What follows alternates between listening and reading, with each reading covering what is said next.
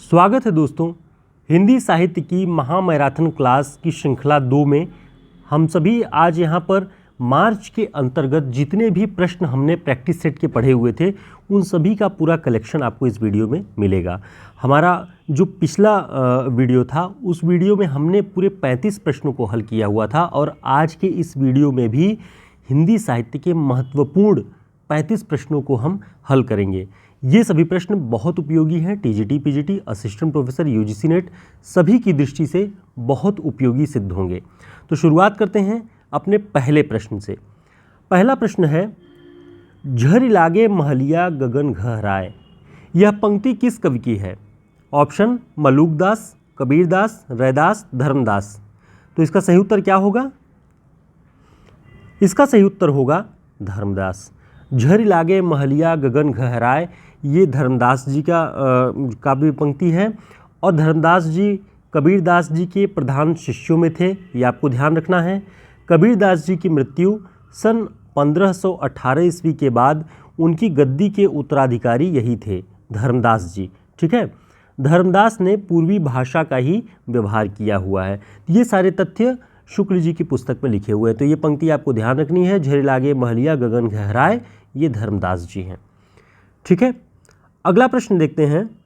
भीतर सेवा बंदगी बाहिर काहे जाए, भीतर सेवा बंदगी बाहिर काहे जाए, यह पंक्ति किस मध्यकालीन कवि की है? ऑप्शन रैदास, दादू दयाल, धर्मदास, कबीरदास। तो इसका सही उत्तर क्या है? इसका सही उत्तर होगा दादू दयाल। भीतर सेवा बंदगी बाहिर काहे जाए। तो ये काव्य पंक्तियाँ बहुत महत्वपूर्ण हैं, आप इन्हें दोहरा लीजिए, नोट कर लीजिए कहीं, क्योंकि ये परीक्षाओं में पूछी जा चुकी पंक्तियाँ हैं। इसके अलावा दादू दयाल की अगर और पंक्ति देखें तो भाई रे ऐसा पंथ हमारा, द्वय पख रहति पंथ गह पूरा, अबरन एक अधारा। भाई रे ऐसा पंथ हमारा, ये दादू दयाल जी का है। घीव दूध में रम रहा व्यापक सबही ठौर, ये भी दादू दयाल जी की पंक्ति है। इनका जन्म अहमदाबाद गुजरात में माना जाता है और 1544 इनका जन्म सन है, ये ध्यान रखिएगा। अगला प्रश्न देखते हैं। अजगर करे न चाकरी पंछी करे न काम, यह पंक्ति किसकी है? ऑप्शन कबीरदास, मलूकदास, सुंदरदास, सींगा। तो इसका सही उत्तर क्या है? इसका सही उत्तर है मलूकदास। अजगर करे न चाकरी पंछी करे न काम, इसे ध्यान रखिएगा, बहुत महत्वपूर्ण है। इसके साथ ही हम देखते हैं मलूकदास के बारे में और महत्वपूर्ण बातें। इनका जन्म सन 1574 ईस्वी में इलाहाबाद के कड़ा में हुआ था। ठीक, 1544 में दादू दयाल का था और 1574 में इलाहाबाद में कड़ा में मलूकदास जी का है। ध्यान रखेंगे, इनकी दो प्रसिद्ध रचनाएं हैं, रत्नखान और ज्ञानबोध। ये औरंगजेब के समय में विद्यमान थे। ये सब तथ्य शुक्ल जी की पुस्तक में है। ये इतने प्रसिद्ध हुए कि इनकी गद्दियाँ कड़ा, जयपुर, गुजरात, मुल्तान, पटना, नेपाल और काबुल तक के में कायम हुई थी। यानी बहुत दूर दूर तक मलूकदास जी की गद्दियाँ स्थापित हुई थी। दोस्तों, यूपी हायर की परीक्षा नज़दीक है। 10 दिनों में 10 प्रैक्टिस सेट 70 प्रश्नों का आपके लिए हमने तैयार किया हुआ है। स्पेशल संभावित प्रश्नों और महत्वपूर्ण प्रश्नों की श्रृंखला के तौर पर ये आपको प्रतिदिन 70 प्रश्नों का सेट 10 दिनों में ये मिलेगा। आप हमारे व्हाट्सएप नंबर पर संपर्क करके इस प्रैक्टिस सेट को ज्वाइन कर सकते हैं। 1 अप्रैल से ये कल से शुरू हो जाएगा। देखते हैं अगला प्रश्न। अगला प्रश्न है, अब तो जप अजपा जप मन मेरे, सुर नर असुर टहलुआ जाके, मुनि गंधर्व हैं जाके चेरे, यह किसकी काव्य पंक्ति है? ऑप्शन सुंदरदास, मलूकदास, धर्मदास, रैदास। तो इसका सही उत्तर क्या है? इसका सही उत्तर है मलूकदास। अब तो अजपा जप मन मेरे। इसके अलावा मलूकदास जी की एक और काव्य पंक्ति आपको ध्यान रखनी है, सबहिन के हम सबय हमारे, जीव जंतु मोहि लगें प्यारे। ये जो है मलूकदास जी की ही पंक्ति है। तो मलूकदास जी के बारे में हमने 2-3 प्रश्न देखे, उनके साथ महत्वपूर्ण कुछ तथ्य भी देखे हुए हैं, तो उसे आप ध्यान रखिएगा। अगला प्रश्न देखते हैं। शीस पगा न जगा तन पै, प्रभु जाने को आहि बसै कहीं ग्रामा, यह काव्य पंक्ति किसकी है? ऑप्शन नरोत्तम दास, महाराज टोडरमल, कविगंग, सूरदास। तो इसका सही उत्तर क्या है? इसका सही उत्तर है नरोत्तम दास। शीस पगा न झगा तन पै प्रभु जाने को आहि बसै कहीं ग्रामा। ये पंक्ति जो है नरोत्तम दास जी की है। अब इसके बारे में कुछ और महत्वपूर्ण बातें देख लेते हैं। यह सवैया है, सबसे पहले आपको ध्यान रखना है, यह सवैया है नरोत्तम दास जी का, और उनकी रचना सुदामा चरित्र में संग्रहित है। तो यहाँ से आपको ध्यान रखना है कि सुदामा चरित्र जो है वो नरोत्तम दास जी की रचना है। इनकी एक और खंड काव्य है ध्रुव चरित्र नाम से, एक सुदामा चरित्र और एक ध्रुव चरित्र। किसका है? नरोत्तम दास जी का। इनकी एक महत्वपूर्ण पंक्ति देखिए कि पानी परात को हाथ छुयो नहीं नैनन के जल सो पग धोए। ये नरोत्तम दास जी ने सुदामा और कृष्ण को केंद्र में रख के जो सुदामा चरित्र लिखा हुआ है उसमें है ये। शुक्ल जी ने सगुण धारा के फुटकल कवियों की सूची में नरोत्तम दास जी को रखा है, ये ध्यान रखेंगे। ठीक है, आगे देखते हैं। अगला प्रश्न है हिंदुआन को वेद सम यवन ही प्रकट कुरान। यह काव्य पंक्ति किस कवि की है? ऑप्शन गोस्वामी तुलसीदास, रसखान, कबीरदास, रहीम। तो इसका सही उत्तर क्या है? इसका सही उत्तर है रहीमदास। हिंदुआन को वेद सम यवन ही प्रकट कुरान, ये रहीमदास जी की काव्य पंक्ति है। अगला प्रश्न देखते हैं। हिंदू मग पर पाँव न राख्यों का जो बहुत हिंदी भाख्यों। इस पंक्ति के रचनाकार कौन है? ऑप्शन निजामुद्दीन औलिया, अमीर खुसरो, नूर मोहम्मद, मुल्ला वजही। तो इसका सही उत्तर क्या है? इसका सही उत्तर है नूर मोहम्मद। हिंदू मग पर पाँव न राख्यों का जो बहुत है हिंदू भाख्यों। बहुत आलोचनाओं के बाद नूर मोहम्मद जी ने एक तरह से सफाई के तौर पे लिखा हुआ था कि हिंदू मग पर पाँव न राख्यों, बहुत प्रताड़ित किए गए, तो इस तरह से उन्होंने इसे लिखा। अब आपको कमेंट करके बताना है कि नूर मोहम्मद जी की कौन कौन सी रचनाएं हिंदी साहित्य के इतिहास में या आपको ऑब्जेक्टिव पुस्तकों में दिखाई पड़ती हैं। आपने इनकी कौन सी रचनाएँ याद की हुई हैं, कमेंट करके ज़रूर बताएँ। देखते हैं अगला प्रश्न। केशव को कवि हृदय नहीं मिला था, उनमें वह सहृदयता और भावुकता भी नहीं थी जो एक कवि में होनी चाहिए। यह विचार किस आलोचक का है? ऑप्शन विजय देव नारायण शाही, आचार्य रामचंद्र शुक्ल, डॉक्टर नगेंद्र, रामविलास शर्मा। तो इसका सही उत्तर क्या है? इसका सही उत्तर है आचार्य रामचंद्र शुक्ल। शुक्ल जी ने ही लिखा है कि केशव दास को कवि हृदय नहीं मिला था, सहृदयता और भावुकता भी उनमें नहीं थी जो एक कवि में होनी चाहिए। तो ये बात आपको ध्यान रखनी है। अगला प्रश्न देखते हैं। मेरे चपल यौवन बाल अचल अंचल में पड़ा सो मचल कर मत साल। यह किस रचना की पंक्तियां हैं? ऑप्शन कामायनी, संध्या सुंदरी, साकेत, प्रिय प्रवास। तो इसका सही उत्तर क्या है? इसका सही उत्तर है साकेत।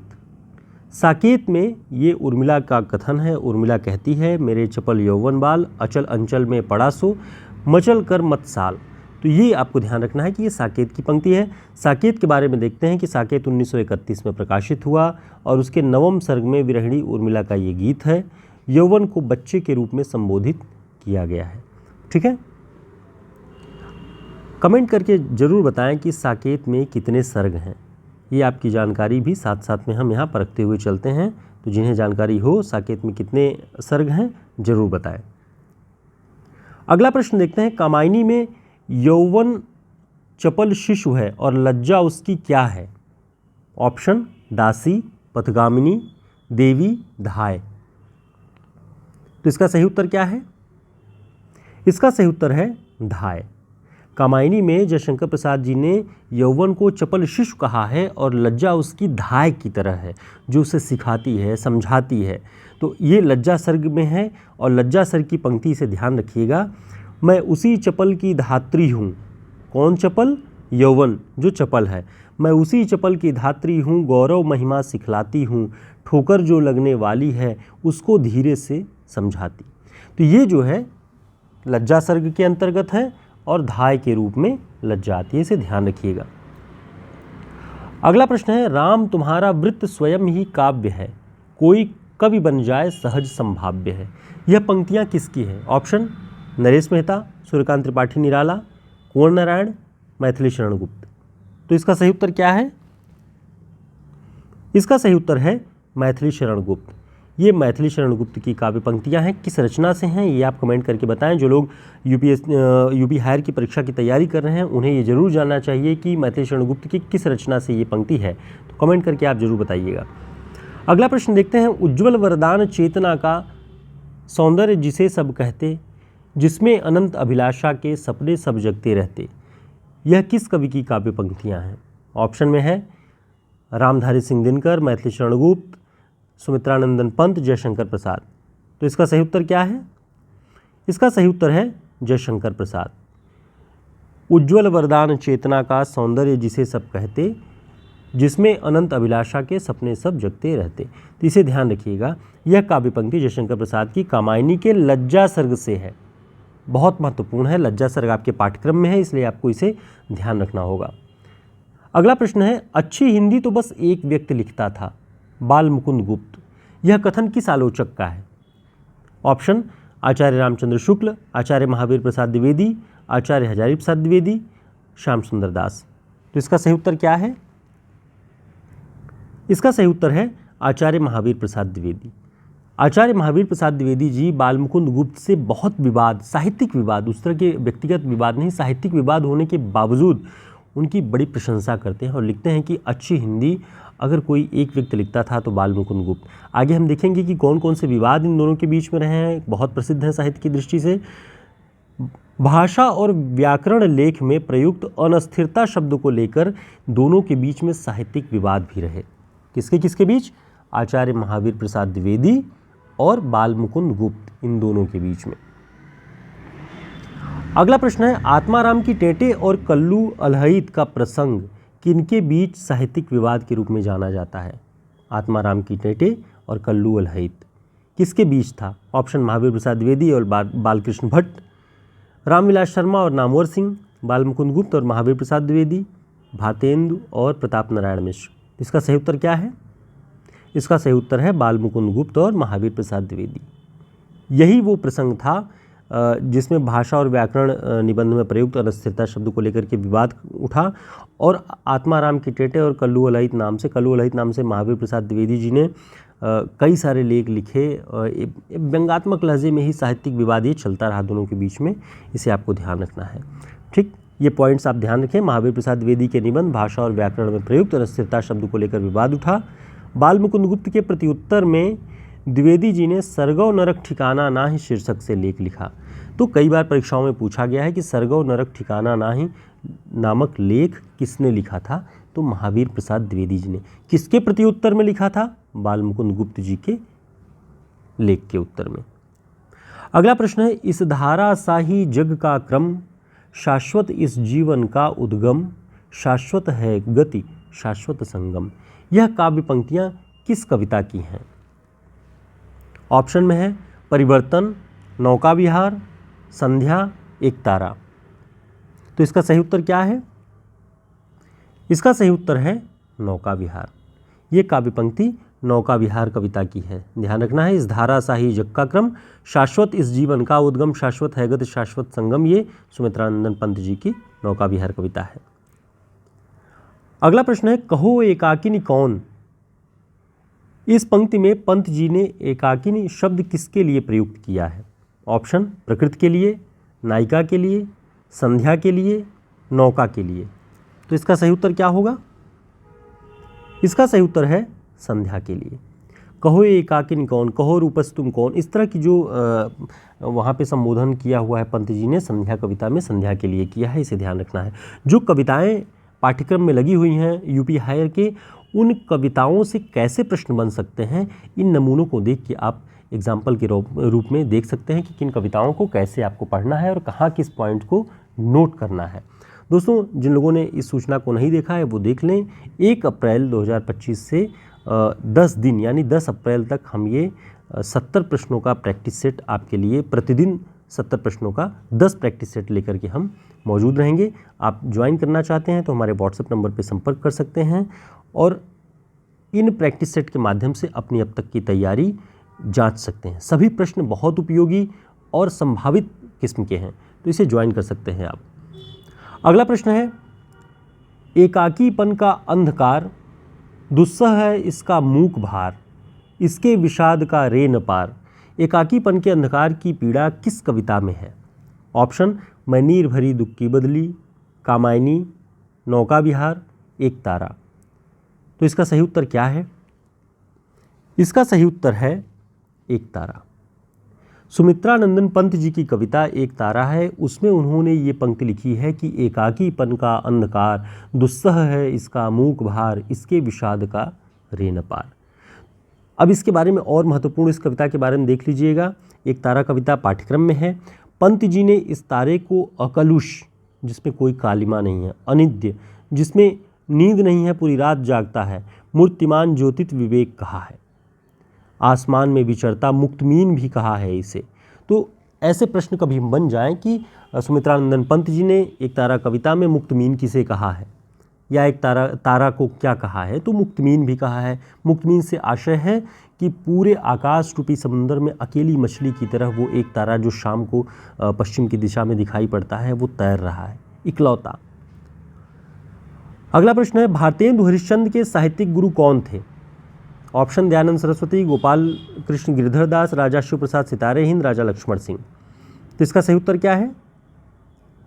इसका सही उत्तर है राजा शिव प्रसाद सितारे हिंद। भारतेंदु हरिश्चंद्र के साहित्यिक गुरु थे, साहित्यिक गुरु माने जाते हैं, इसे ध्यान रखें। इनका जन्म सन 1823 ईस्वी में हुआ है। इनकी प्रसिद्ध रचनाएं भी इसी बहाने याद रखेंगे। वामा मनोरंजन, इतिहास तिमिरनाशक, भूगोल हस्तामलक और आलसियों का कोड़ा। ये ध्यान रखेंगे, राजा शिव प्रसाद सितारे हिंद की रचना है। राजा लक्ष्मण सिंह भी इन्हीं के समय में विद्यमान थे। राजा शिव प्रसाद सितारे हिंद का 1823 में जन्म है और राजा लक्ष्मण सिंह का 1826 में। तो ये भी ध्यान रखिएगा साथ साथ में। अगला प्रश्न है, हिंदी में संस्कृत निष्ठ शब्दावली के प्रयोग के प्रबल समर्थक कौन थे?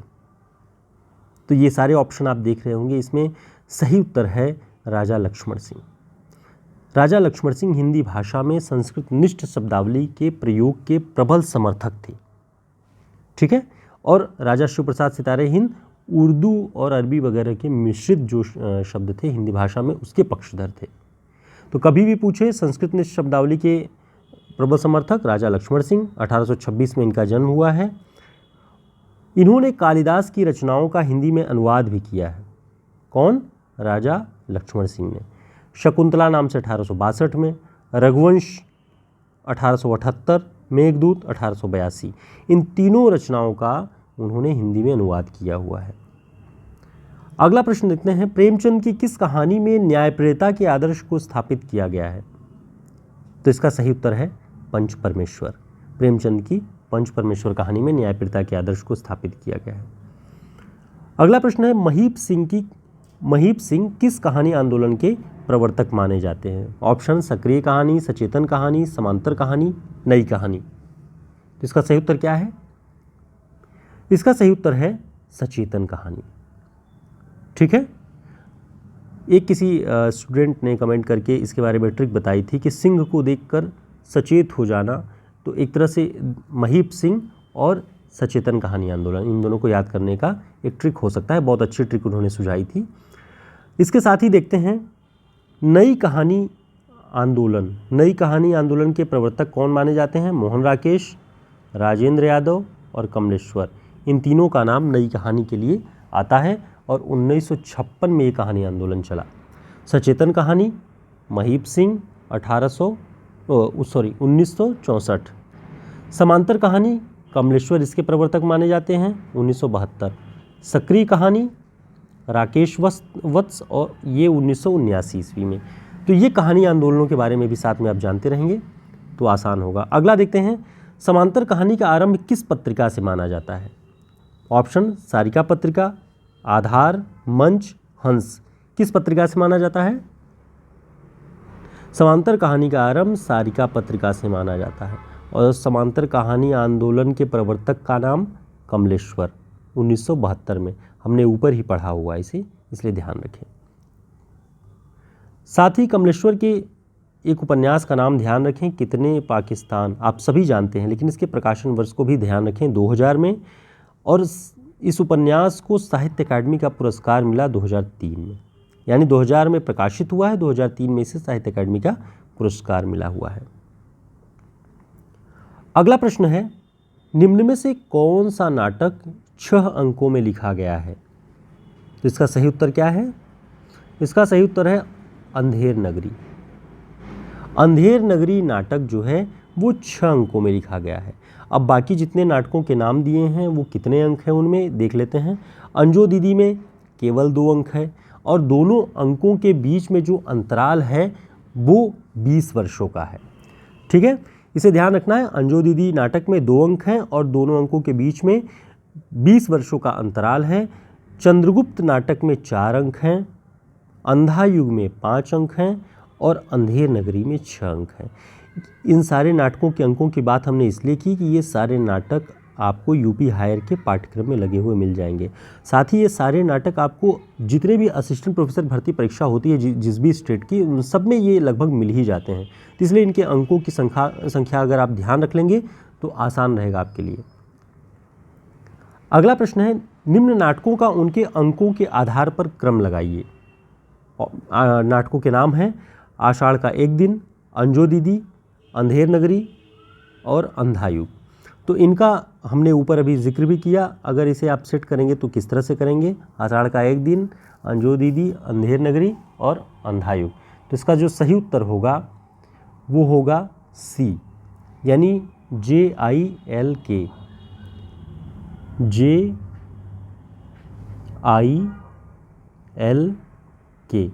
सबसे अंतिम में अंधेर नगरी है इसलिए कि इसमें 6 अंक हैं। ठीक है, अंधा युग में 5 अंक हैं और अंजो दीदी में 2 अंक हैं। तो इस तरह से हमने सारे देखिए, आप ध्यान रखिएगा। अगला प्रश्न देखते हैं, माधुरी पत्रिका का प्रकाशन वर्ष क्या है? तो इसका सही उत्तर क्या है? 1922। माधुरी पत्रिका का प्रकाशन वर्ष 1922। इस पत्रिका के संपादक श्री दुलारे लाल भार्गव जी थे। ध्यान रखेंगे, बहुत महत्वपूर्ण है। अगला प्रश्न है, भावों की भिड़ंत नामक ऐतिहासिक लेख का विवाद क्या था? हिंदी साहित्य में कई सारे साहित्यिक विवादों का नाम आता है। भावों की भिड़ंत नामक जो ऐतिहासिक विवाद था वो, इसका सही उत्तर है, निराला की कविताएं रविंद्रनाथ ठाकुर की कविताओं की नकल हैं। इसी विषय पे ये भावों की भिड़ंत नामक लेख लिखे जा रहे थे और ये साहित्यिक विवाद चल रहा था। यह साहित्यिक विवाद प्रभा पत्रिका में प्रकाशित हुआ। प्रभा पत्रिका के संपादक कौन रहे हैं और किस सन में ये प्रकाशित हुआ, ये कमेंट करके आप बताएंगे। इसका प्रकाशन कानपुर से होता था और संपादक तो हम बता ही दे रहे हैं आपको, यहाँ पे हमने नोट किया हुआ है, बालकृष्ण शर्मा नवीन। सन आपको बताना है कि किस सन में ये प्रकाशित होती थी। तो दोस्तों, इस प्रैक्टिस सेट से आप लोग जुड़े। बहुत महत्वपूर्ण प्रश्नों का संकलन है इसमें और प्रतिदिन 70 प्रश्न आपको मिलेंगे। 1 अप्रैल से ये शुरू हो रहा है। हमारे व्हाट्सएप नंबर पर संपर्क करके आप ज्वाइन कर सकते हैं। 35 प्रश्नों की इस श्रृंखला में हम 27वें प्रश्न पर पहुंचे हुए हैं। आप सभी हमारे व्हाट्सएप और टेलीग्राम ग्रुप के लिंक डिस्क्रिप्शन बॉक्स में पा सकते हैं। वहां जाके आप ज्वाइन कर लीजिए ताकि समय पर हम जुड़े रहें। जो भी सूचनाएं हैं आपको ग्रुप के माध्यम से मिलती रहें। जिन लोगों ने चैनल सब्सक्राइब नहीं किया है, सब्सक्राइब भी कर लें और वीडियो को लाइक ज़रूर कर दें। इससे आपकी सराहनाओं से हमारी क्लासेस और बेहतर हो सकती है। अगला प्रश्न देखते हैं, शब्द और अर्थ की दृष्टि से अलंकारों का 2 वर्गों में विभाजन सर्वप्रथम किसने किया? वामन, भामह, रुद्रट, भरतमुनि। तो इसका सही उत्तर क्या है? इसका सही उत्तर है रुद्रट। शब्द और अर्थ की दृष्टि से अलंकारों का 2 वर्गों में विभाजन। निशा अग्रवाल जी की पुस्तक में लिखा हुआ है कि रुद्रट ने सर्वप्रथम शब्द और अर्थ के महत्व के अनुसार 2 वर्गों में अलंकारों का विभाजन किया, शब्दालंकार और अर्थालंकार। तो ध्यान रखेंगे इसे, रुद्रट का नाम। इसके अलावा देखिए, शब्दालंकारों के रुद्रट ने 5 भेद बताए। कौन कौन से? वक्रोक्त, श्लेष, चित्र, अनुप्रास और यमक। अर्थालंकारों के 4 भेद बताए, वास्तव, औपम्य, अतिशय और श्लेष। तो ज़्यादातर पूछा जाता है कि इसी का जिक्र आता है अर्थालंकार के अंतर्गत, जो उन्होंने 4 भेद बताए हैं कि रुद्रट के अनुसार वास्तव, औपम्य, अतिशय और श्लेष ये अलंकारों के भेद हैं। आचार्य रुद्रट ने वक्रोक्ति के 2 भेद बताए, काक वक्रोक्ति और श्लेष वक्रोक्ति। ये भी बहुत महत्वपूर्ण है, इसे ध्यान रखिएगा। रुद्रट कश्मीर के निवासी थे। 9वीं शताब्दी का पूर्वार्ध इनका समय है। इनकी रचना का नाम काव्यालंकार है। ध्यान रखेंगे। अगला प्रश्न है, अलंकार ग्रंथों में रस का विवेचन करने वाला प्रथम ग्रंथकार कौन था? अलंकार ग्रंथों में रस का विवेचन करने वाला? ऑप्शन रुद्रट, भामह, उद्भट और भोजराज। तो इसका सही उत्तर क्या है? इसका सही उत्तर है रुद्रट। अलंकार ग्रंथों में रस का विवेचन करने वाला प्रथम ग्रंथकार रुद्रट है। निशा अग्रवाल जी ने लिखा है भारतीय काव्यशास्त्र पुस्तक में कि अलंकार ग्रंथों में रस का विवेचन करने वाला रुद्रट ही प्रथम ग्रंथकार है। दोस्तों, हिंदी साहित्य के शॉर्ट नोट्स जो टीजीटी, पीजीटी, असिस्टेंट प्रोफेसर परीक्षा की दृष्टि से, यूजीसी नेट की परीक्षा की दृष्टि से बहुत महत्वपूर्ण है। आने वाली जो केवीएस, टीजीटी और पीजीटी की परीक्षा है उसमें बहुत ही उपयोगी होगी। इसमें रचनाकार विशेष, प्रैक्टिस सेट, वन लाइनर, सारी चीज़ें बहुत ही मेहनत से तैयार किया हुआ है। इसमें कुल 215 पृष्ठ हैं। आप हमारे व्हाट्सएप नंबर पर संपर्क करके अपने परीक्षाओं की दृष्टि से इसे अपने पास रख सकते हैं, बहुत उपयोगी सिद्ध होगा। अगला प्रश्न देखते हैं, भामह की परंपरा को प्रचलित रखने और उनके कथन को व्यवस्थित रूप में व्याख्या करने का श्रेय किसको प्राप्त है? तो इसका सही उत्तर क्या है? इसका सही उत्तर है उद्भट।